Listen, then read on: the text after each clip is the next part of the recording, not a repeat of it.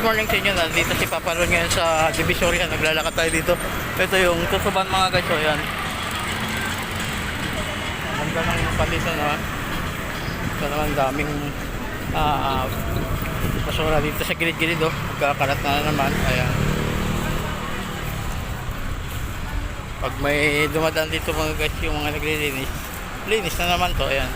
Good morning sa ating mga subscriber. Ayan, good morning. Bumalik muna dito si Papa Ro dito sa Divisoria, sa Tutuban, Divisoria. Ayan. Alakad tayo dito. Ganda ganda ng view dito mga guys Maluwag na rin. Hindi kagaya dati na masikip dito, hindi tayo nakakatahirap.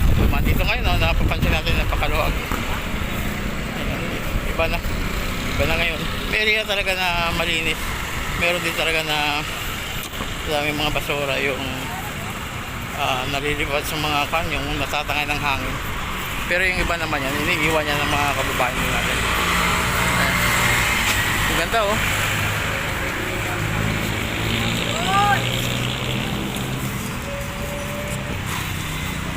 Ayan mga guys.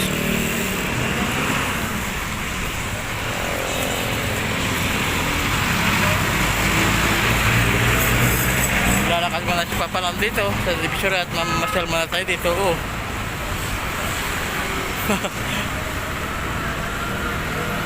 At tayo itatawid muna dyan mga guys sa kabila para kumuha tayo.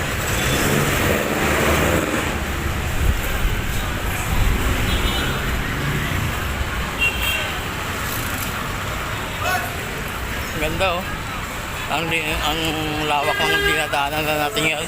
Hindi na kagaya dati. Ayan yung mga naglilinis dito. Ayan. Ang ganda ng mga tunawin dito ngayon. Iba na talaga ngayon kasi napakaluwag na. Hindi kagaya dati na matao dito yung masikip, matao. Pero ngayon nasa yung mga tao dito na dumadaan sa gilid. Maluwag.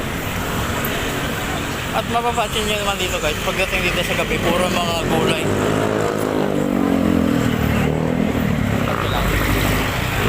Gulay naman ang makikita nyo rito na nakahilera dyan. Pagdating ng hapon, lalakad-lakad tayo dito. Ganda ng mga view rito Maluwag na ang Divisoria.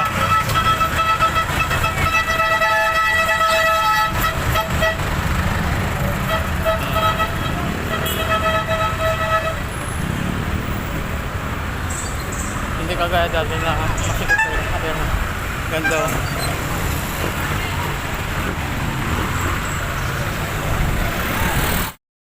guys, dito yung sakayan papuntang Baclaran. Sa mga hindi nakakalam, dyan yung sakayan ng papuntang Baclaran. Ayan, dito tayo. Ganda di ba? Pansin nyo naman napakaluwag na. Lalo pag sa gabi dito naman pag sa gabi ay puro mga gulay yan dito. Bumili ako ng medyas kasi wala na akong medyas. Balik natin sa trabaho, wala na akong isusuot.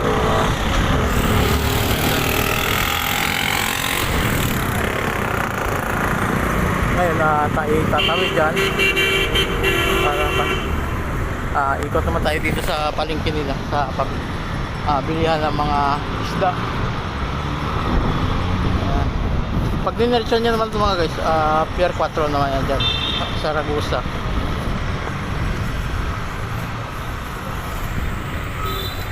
Dyan malapit ako, dyan ako nagtatrabaho, malapit dyan. Kaya dito tayo dadaan. Kaya bumili lang talaga ako ng medyas para maipakita natin sa inyo yung kagandahan dito sa Divisoria. Yung mga guys ito.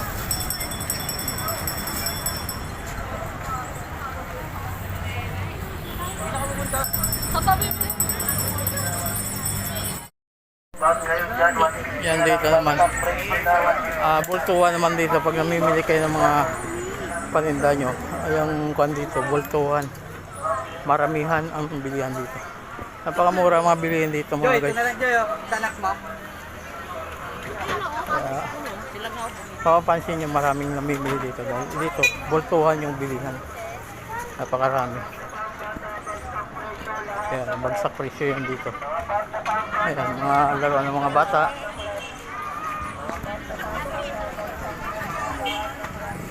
Dala ako nung nangapatak niya. Teka guys, bibili muna tayo dito. Hanap muna tayo ng mabibili natin dito. Ayan mga guys, bumili muna tayo ng brief para may magagamit tayo.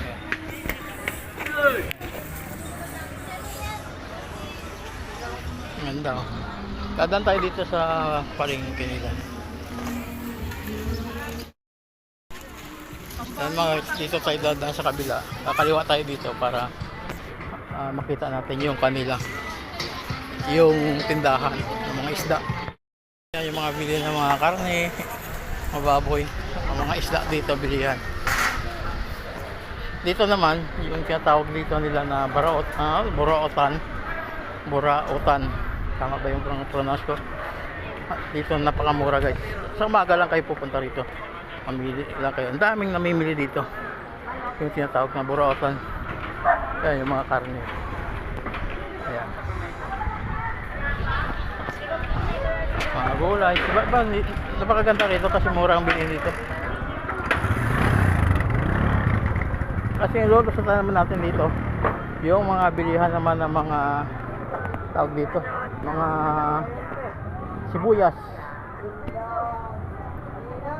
Ayan, ayan kanto yan mga guys, kakanan tayo dyan.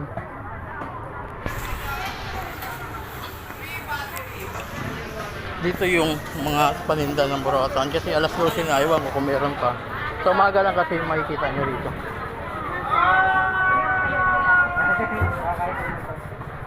Ayan dito, ayan. Yung mga bilihan yan. Wala na, ewan ko kung nandito pa. Ayan, dito yung mga bilihan ng mga sibuyas guys. Dami mga sibuyas dito na tindahan ng mga sibuyas. Hanggang doon yan sa dulo mga guys. Naiikot ko kayo rito sa Divisoria. Ayan, nakarating dito sa Papalon kasi malapit lang dito yung tinatrabaho ni Papalon. Kaya pakita ko sa inyo yung burautan mga guys. Ayan yung mga burautan dito, mga bagsak presyo yan dito, ang gaganda. Ang daming bumibili yan dito.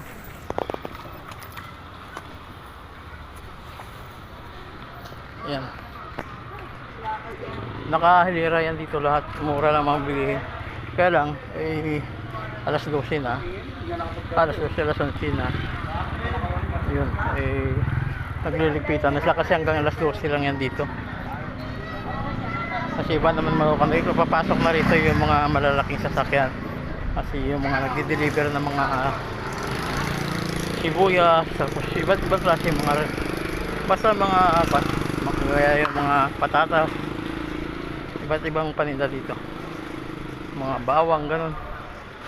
Yan yung mga burautan nila yung tawag dito, mga mura lang.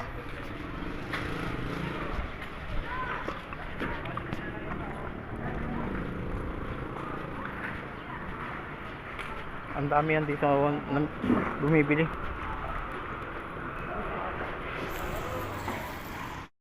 Yan mga guys, tayo ipapunta doon sa ating trabaho kasi pang mapahinga muna tayo, mag-relax kasi ang duty ko ay alas 3 ng hapon hanggang alas 12 ng gabi. 3 to 12 ang duty ko mga guys. Kaya malapit lang dito yung tinatrabaho ko. Ang tinatrabaho ko dito ay malapit dito sa Pier 4. Sa ito naman, Lacandula Street yung dadaanan natin ngayon. Pakita ko sa inyo. Ayan mga guys, yung simbahan, no? Simbang Katolik. Hindi ako nagsimba dyan kasi doon ako nagsisimba sa Nazareno. Kaya po, kasi mamaya pa naman duty ko. Ayun ako, tapos na ako simba. Ito na yung sasabi ko na Lacandula Street mga guys.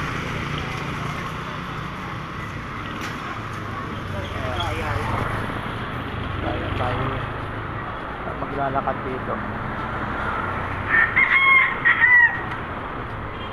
Dami mga kamote dito, ayan, paninda. Bali, tagos-tagos lang ito mga guys. Ito kasi hindi na alam ko, tagos na rin ito sa atin ang trabaho ko.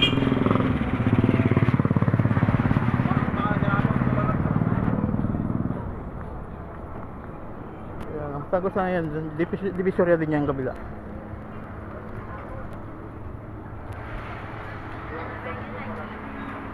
Diba? Yung mga bibila ng mga buko. Sarap inom ng buko pag umaga.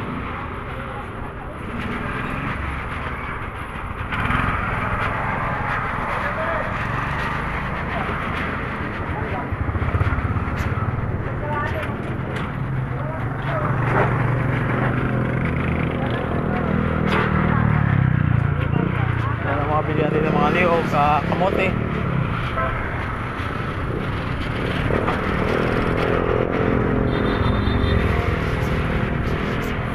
Ayan o. Kahit saan ka naman dito kasi ano sa close up naman mga guys, kahit saan kayo duman dito ng kanto, ang labas mo pa rin dyan, divisorya pa rin.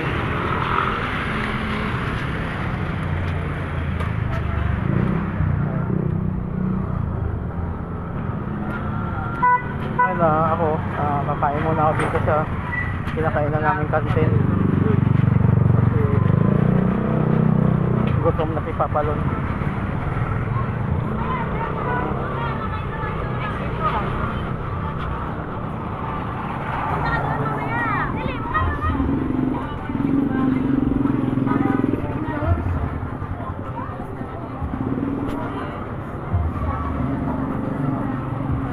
Papaloon, diba? Sa nakakarating si Papalon. Umpisa pa lang to guys yung pagpa natin kasi busy pa si Papalon dahil gawa nga yung ako naman, kababalik ko lang din sa trabaho. Wala pa ako sinasahod niya dahil yung ATM ko nakatangla. Dahil gawa nga yung aking misis ay inoperahan sa breast cancer. Tawa ng Panginoon ay inoperahan din at okay na siya. Ang kinuha na lang man doon ay schedule naman doon sa Iloilo, schedule naman siya sa chemotherapy. Yun naman pinaghahandaan ko. At mga kalibre naman tayo doon dahil government pa naman yun sa ating Pangulong Ferdinand Marcos Jr. Yung tawag dito yung sa mga cancer na walang babayaran. Schedule na yung aking asawa din sa chemotherapy. Pag natapos na yung tawag dito yung study ko niya saka laboratory, X-ray, ECG, pampisa na kagad siya, i-schedule na sa chemo niya. Ayan mga guys, diretso lang to ang aking nalakaran. Tagos pa rin yan mga guys pagkapunta ng Divisoria.